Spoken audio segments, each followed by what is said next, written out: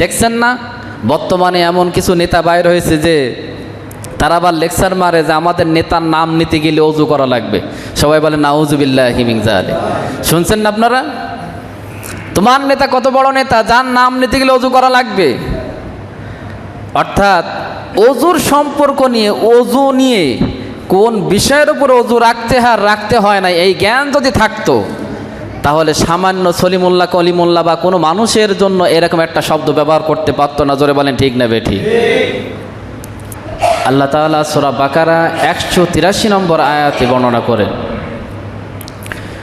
ইয়া আইয়ুহাল্লাযীনা আমানু কুতিবা আলাইকুমুস সিয়াম কামা কুতিবা আলাল্লাযীনা মিন ক্বাবলিকুম লাআল্লাকুম তাত্তাকুন। আল্লাহু আকবার। সূরাতুল বাকারা 183 নম্বর আয়াত।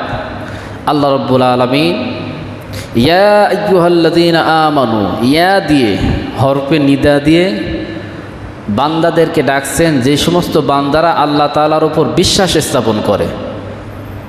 ইয়া আইয়ুহাল ইনসান, ইয়া আইয়ুহান নাস বলেননি, ইয়া আইয়ুহাল্লাযীনা আমানু, ওহে ইমানদারেরা, ওহে বিশ্বাসীরা।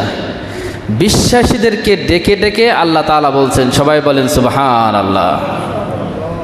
বিশ্বাসী কারা? ইমানদার কারা?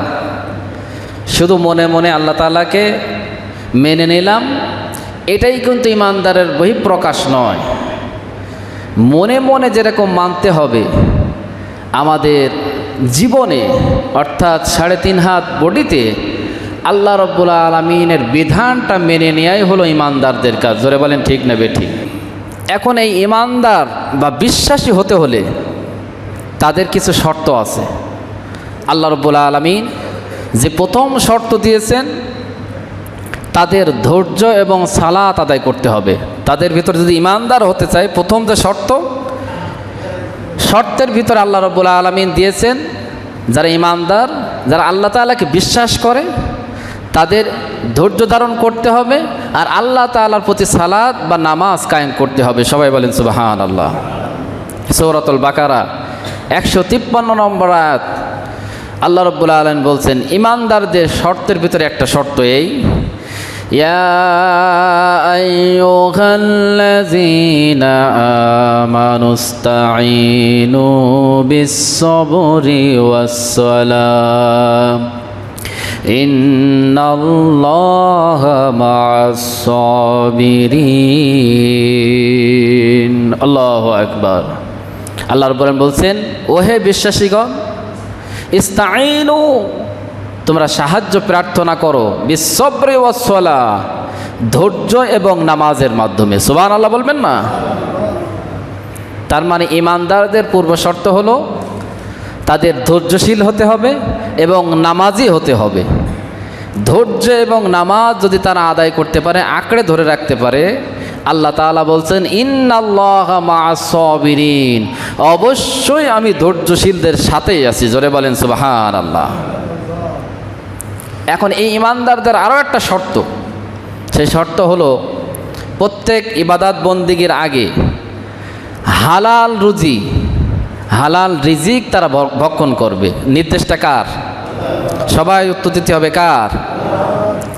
আল্লাহ রাব্বুল আলামিন বর্ণনা করছেন, ইয়া আইয়ুহাল্লাযীনা আমানু কুলু মিনাত তাইয়্যিবাত মা রাযাকনাকুম ওয়াশকুরু লিল্লাহি ইন কুনতুম ইয়্যাহু তা'বুদুন। আল্লাহু আকবার। আল্লাহ তাআলা বলছেন, ওহে বিশ্বাসীরা।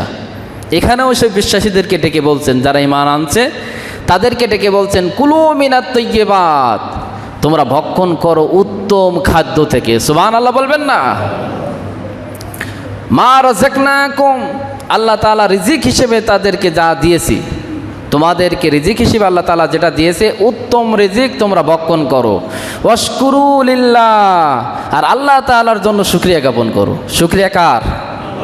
সবাই জোরে সে বলেন শুকরিয়া কার? ইন কুনতুম ইয়্যাহু তা'বুদুন, একমাত্র শুধুমাত্র কেবলমাত্র আল্লাহ তাআলার ইবাদত করতে হবে। কার ইবাদত করতে হবে? আরো জোরে বলেন কার? আল্লাহ তাআলা। ইমানদারদের আরও একটা শর্ত হলো এই, যেহেতু আমি সিয়াম সম্পর্কে যে আয়াতটা বা রোজা সম্পর্কে আয়াতটা নাজিল করেছি, ওই আয়াত থেকে আয়াতের ব্যাখ্যা। ইমানদারদের আরও একটা শর্ত হলো ইসলামের ভিতরে পরিপূর্ণ দাখিল হতে হবে। ইসলামের ভিতরে পরিপূর্ণ দাখিল হতে হবে, অংশগ্রহণ করতে হবে, ইসলামটা মানতে হবে পুরাটা। যদি ইসলামটা মানতে হয় পুরাটা, তাহলে পরিপূর্ণ ইমানদার হতে পারবে। জোরে বলেন সুবহানাল্লাহ।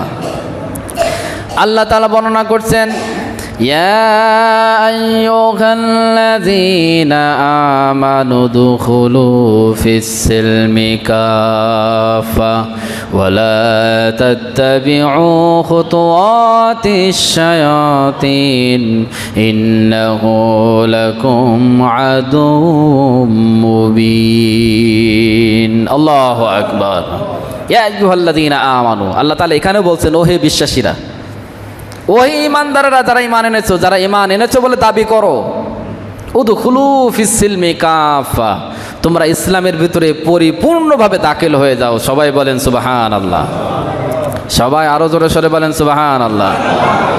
সম্মানিত উপস্থিতি, দুনিয়ার যে কাজগুলো আমরা করি পুরাপুরি করি না অর্ধেক করি? আমরা কিন্তু পুরাপুরি করি। কিরকম? মসজিদের ভিতরে আপনারা যারা প্রবেশ করছেন, পুরাটাই প্রবেশ করছেন না অর্ধেক করছেন? আরো জোরে বলেন পুরাটাই। মশারি যখন, এখন তো মশার সময় নাকি, মশারি টানা হয়, টানানোর সময় চিন্তা করেন যে কালকে তো পুরাটা মশারি নাড়ছিলাম, আজকে অর্ধেকটা বাইর হয় আর অর্ধেকটা মশারির ভিতরে থাকি, এরকম হয় নাকি? আরো জোরে বলেন। বাথরুম চেপেছে, বাথরুমে গেছেন, যত ব্যস্ততা থাকেন না কেন বাথরুম পুরাটা করা হয় না অর্ধেকটা করে? তার মানে বোঝা যায় দুনিয়ার কাজ আমরা কিন্তু পরিপূর্ণ করতে হয়, এটা আমরা বুঝি। ইসলামের কাজ কেন অর্ধেক হবে? ইসলামের কাজ তো পরিপূর্ণ হবে। জোরে বলেন ঠিক না বেঠিক? সম্মানিত উপস্থিতি, ইমানদারদের আরও একটা শর্ত হলো এই, যারা ঈমান আনবে, যে বারবার তারা ভুল করবে না, বারবার কুফরি করবে না। যদি ভুল হয়ে যায় তওবা করে ফিরে আসবে। ভুল করার পরে আবারও যদি ভুল করে, দেখছেন না বর্তমানে এমন কিছু নেতা বাইর হয়েছে যে তারা আবার লেকচার মারে যে আমাদের নেতার নাম নিতে গেলে অজু করা লাগবে। সবাই বলে নাউজুবিল্লাহি মিন যালিক। শুনছেন না আপনারা? তোমার নেতা কত বড় নেতা, যার নাম নিতে গেলে অজু করা লাগবে। অর্থাৎ অজুর সম্পর্ক নিয়ে, অজু নিয়ে কোন বিষয়ের উপর অজু রাখতে হয় না, এই জ্ঞান যদি থাকতো, তাহলে সামান্য সলিমুল্লাহ কলিমুল্লাহ বা কোনো মানুষের জন্য এরকম একটা শব্দ ব্যবহার করতে পারতো না। জোরে বলেন ঠিক না বেঠিক? সম্মানিত উপস্থিতি, এরাই যদি আমাদের নেতা হয়, আগামীতে মনে রাখেন এরাও অর্থ পাচার করবে, এরাও লুণ্ঠন করবে, এরাও জিনা করবে, এরাও ধর্ষণ করবে। জোরে বলেন ঠিক না বেঠিক? আল্লাহ তাআলা এই সমস্ত গজবী নেতা থেকে বেঁচে থাকার তৌফিক দান করেন। সবাই বলেন আমিন। ঈমানদাররা বারবার ভুল করবে না, বারবার তওবা করবে না। ভুল হবে, একবারই পরিপূর্ণভাবে তওবা করে আল্লাহ তাআলা রাস্তায় ফিরে আসবে। যদি বারবার ভুল করে তাহলে ঈমান থাকবে না। আল্লাহ রাব্বুল আলামিন বলছেন, ইন্নাল্লাযীনা আমানু সুম্মা কাফারু সুম্মা আমানু সুম্মা কাফারু সুম্মা ইজদাদু কুফরান লা ইউগনিয়াল্লাহু লিয়াগফিরা লাহুম ওয়া লা লিয়াহদিয়াহুম। সবাই বলেন আল্লাহু আকবার। ইন্নাল্লাযীনা আমানু, নিশ্চয় যারা ঈমান এনেছে, নিশ্চয় যারা বিশ্বাস স্থাপন করেছে সেই আল্লাহ রাব্বুল আলামিনের প্রতি, সুম্মা কাফারু, অতঃপর যদি তারা কুফরি করে, অস্বীকার করে, সুম্মা আমানু, অস্বীকার করার পরে আবার সে ঈমান এনেছে, সুম্মা কাফারু, আবার যদি অস্বীকার করে, সুম্মা যাদু কুফরান, আল্লাহ রাব্বুল আলামিনের সাথে বারবার প্রতারণা করার কারণে তাদের কুফরিটা আল্লাহ রাব্বুল আলামিন বৃদ্ধি করে দেয়। জোরে বলেন নাউজুবিল্লাহ। তার মানে একবার সে তওবা করে, আবার সেই গুনার কাজে ফিরে যায়, আবার ভুল ভেঙে যায়, আবার তওবা করে, আবার সেই গুনার কাজে ফিরে যায়। এরকম লোক সমাজে আছে না নাই? আরও জোরে বলেন আছে না নাই? বলে যে সারা বছর তো গুনাহ করলাম, রমজান মাসে তওবা করে নেই, আবার রমজানের পর থেকে গুনাহ করা শুরু করব। মানে মনে মনে এরকম নিয়ত করতে থাকে। আল্লাহ তাআলা বলছেন না, খালেস নিয়তে যদি ফিরে আসো, পেছনের সমস্ত গুনাহগুলো আল্লাহ রাব্বুল আলামিন তোমার মাফ করে দিবেন। সবাই বলেন সুবহানাল্লাহ। সম্মানিত উপস্থিতি, ইমানদারদের শর্ত, ইয়া আইয়ুহাল্লাযীনা আমানু, ওই ইমানের ব্যাখ্যা আমি দিচ্ছিলাম। সে শর্ত যদি আপনারা পূরণ করতে পারেন, তাহলে আল্লাহ রাব্বুল আলামিন ইমানদারদের জন্য জান্নাতটা রেখে দিয়েছেন। সবাই বলেন সুবহানাল্লাহ। সবাই জোরে সোরে বলেন সুবহানাল্লাহ। সূরাতুল বাকারা 25 নম্বর আয়াতে আল্লাহ রাব্বুল আলামিন বর্ণনা করছেন, ওয়াবাশশিরিল্লাযীনা আমানু ওয়া আমিলুস সালিহাতি আন্না লাহুম জান্নাতিন তাজরি মিন তাহতিহাল আনহার। আল্লাহু আকবার। যারা ঈমান আনবে, ওই শর্তগুলো পূরণ করবে, ওয়াবাশশিরিল্লাযীনা আমানু, ঈমানদারদের জন্য সুসংবাদ দাও। কে বলছে কথা? সবাই জবান ছেড়ে বলেন, কে বলছে? মানে আমরা যারা ঈমান এনেছি তাদেরকে সুসংবাদ দাও। আল্লাহ তাআলা সুসংবাদ দিতে বলছেন। ওয়া আমিলুস সালিহাত, শুধু মনে মনে ঈমান আনেনি, আমল দিয়ে সে দেখাইছে যে আমি ঈমানদার মানুষ। আগামী জুমা থেকে তো রোজা শুরু হবে, মানে আজকে অথবা কালকে তারাবি হতে পারে নাকি? তাই রোজা আমাদের জন্য সুন্নত না ফরজ? সবাই আওয়াজ দিয়ে বলতে হবে, সুন্নত না ফরজ? ফরজ। ফরজটা বিধান দিয়েছেন কে? আল্লাহ তাআলা বলছেন তোমরা ঈমান আনছো, ঈমান আনলে হবে না, ওয়া আমিলুস সালিহাত, আমলে সালেহ দিয়ে সেটা প্রমাণ করতে হবে তুমি ঈমানদার মানুষ। আন্না লাহুম জান্নাতিন তাজরি, আল্লাহ রাব্বুল আলামিন তাদের জন্য রেখেছেন জান্নাত, যার নিম্ন ধারা দিয়ে আল্লাহ রাব্বুল আলামিন ঝর্ণা ধারা রেখে দিয়েছেন তাদের খাওয়ার জন্য। সবাই বলেন সুবহানাল্লাহ। আরো জোরে বলেন সুবহানাল্লাহ। আরও একটা লাভ করবে গুণ, ঈমানদাররা আরও একটা পুরস্কার লাভ করবে, সেটা হলো কি? অনন্তকাল জান্নাতের ভিতরে আল্লাহ তাআলা শান্তির ব্যবস্থা করে দিবেন। সবাই বলেন সুবহানাল্লাহ। আমরা জান্নাতে যেতে চাই তো ইনশাআল্লাহ? সবাই জোরে সোরে বলেন ইনশাআল্লাহ। আল্লাহ তাআলা কবুল করে নেন। সবাই বলেন আমিন। ঈমান যদি আনতে পারেন, আল্লাহ রাব্বুল আলামিনের বিধান যদি মানতে পারেন, আল্লাহ রাব্বুল আলামিন সূরা বাকারা 82 নম্বর আয়াত আল্লাহ বলছেন, ওয়াল্লাযীনা আমানু ওয়া আমিলুস সালিহাতি উলাইকা আসহাবুল জান্নাহ হুম ফিহা খালিদুন। আল্লাহু আকবার।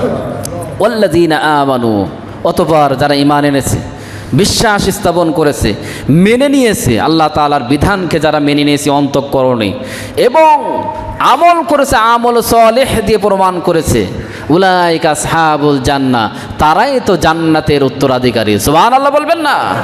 কে বলছে এই কথা? হুম ফিহা খালিদুন। দুনিয়ায় তো আমরা আসছি, নাজ নিয়ামত ভোগ করছি, কিছুদিন পর দুনিয়া থেকে বিদায় নিতে হবে, ঠিক না বলেন? আপনি চাইলেও নেওয়া লাগবে, না চাইলেও নেওয়া লাগবে। কিন্তু জান্নাত এমন একটা জায়গা, নাজ নিয়ামতের জায়গা, আল্লাহ রাব্বুল আলামিন বলছেন হুম ফিহা খালিদুন, সেই জান্নাতে যাবে, সেই জান্নাত থেকে কখনো আর বাইর হবে না। সুবহানাল্লাহ বলবেন না? শুধু বাইর হওয়া না, কোনো মৃত্যু স্পর্শ করবে না, খারাপ কোনো জিনিস দেখবে না, খারাপ কোনো জিনিস কান দিয়ে শ্রবণ করবে না, শুধু নিয়ামত আর নিয়ামত। সবাই বলেন সুবহানাল্লাহ।